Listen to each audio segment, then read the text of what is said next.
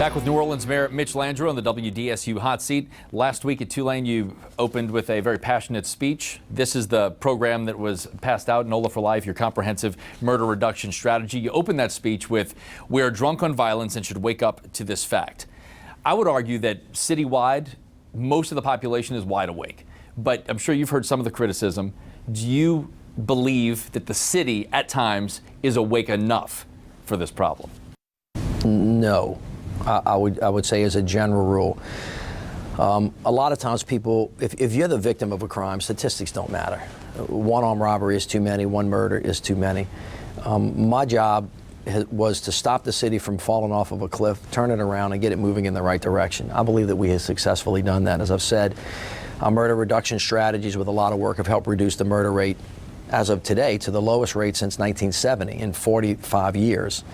But when you have a murder that just terrifies the city, or you see this iteration of violence, it is still way too much. And so I want people not just to wake up to whether or not they feel unsafe on one particular day, but how we have to completely change what it is that we're doing in this city to kind of to start in a new way and lay a foundation for the future. Just like we've reconstructed the healthcare system, just like we've reconstructed education, just like we've reconstructed the way government works, just like we're reconstructing the police department. Now we're under federal consent decree. This is a very intensive, complete transformation of how the police is supposed to react with the community. We also have to do the much harder thing that, by the way, is going to take 10 or 15 years. This is not something that you can do overnight because you're talking about the formation of human beings from the time that they're little bitty babies until the time that they become adults. We're talking about changing behavioral patterns through a whole bunch of different mechanisms. It's hard to change a culture. Well, it's in New Orleans, it's like almost impossible. I mean, we hold on to our culture like, you know, we hold on to our food. You said this was decades of urban warfare, so that's what you're dealing with. Well, there's no question about it. First of all, this is not just New Orleans. This is going on all over America. Now, although nationally, we've reduced the number of murders from 30,000 a year to about 15,000. There are specific neighborhoods in specific cities where the murder rate is higher than it's ever been, and this is the point that I'm trying to make. So people ask me all the time, I get this because I travel around as the ambassador for the city, is the city of New Orleans safe? I would argue this. For some people, it's very, very safe. It's as safe as anywhere else in the world. For the 10 million visitors that come here, for the people that go to Mardi Gras, Jazz Fest, French Quarter Fest, Zurich Classic, I mean, the evidence is right there that all of our friends and neighbors and cousins and aunts and uncles and guests come here, and we have a wonderfully safe city, as safe as anywhere else in the world. But the statistics on murder reflect that if you're a young African-American man between 16 and 30 years old and you're poor and you live in one of the 4 neighborhoods where it happens, that it's not nearly as safe as it should be for you. Now, that makes people in the other part of the city feel unsafe. If you ask the technical question, well, are you unsafe from that particular thing? I would say not necessarily. It doesn't mean that you can guarantee that you're not going to get hurt. And that's why people say, well, maybe that's not me. Maybe that's them. That's right. Thugs killing thugs.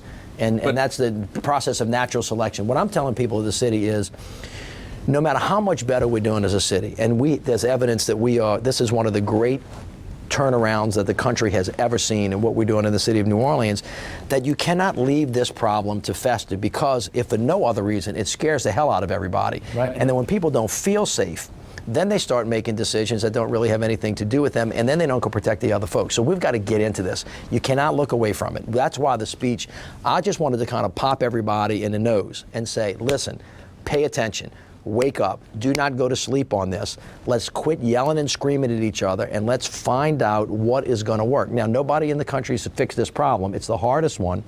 We don't absolutely know the answer to it, but based on some of the work that we've done, we think we're beginning to find the evidence of what we think works. But it takes time, it takes resources, it takes money, it takes commitment, and more importantly, the people of New Orleans all together have to show up, and there are a bucket load of things that they can do to help. Now, overall, and we'll get to those things they can do to help in a minute, overall perception is reality, as you know. So, well, perception is perception and reality is reality. Well, the numbers bear out that the city is a safer place. Yeah. So why, in so many eyes, does the city feel so unsafe right now? You know, I don't want to belittle the way people feel. If people feel unsafe, that's not good. People could surmise that it's because social media is so immediate, it repeats itself over and over again. The news cycles 24/7 and the high-profile things. I don't know why.